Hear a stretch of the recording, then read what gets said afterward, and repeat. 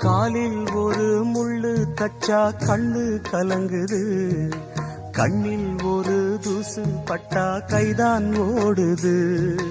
சேவல் அன்று கோடு கிழிச்சு வேலி போட்டது, வேலி தாண்டி கோழி போக வேளை வந்தது. அக்கம் பக்கம் யாரும் இல்ல, ஆபத்துக்கு பாவம் இல்ல, பாசத்துக்கு சட்டம் இல்ல, மீறுவது குத்தம் இல்ல.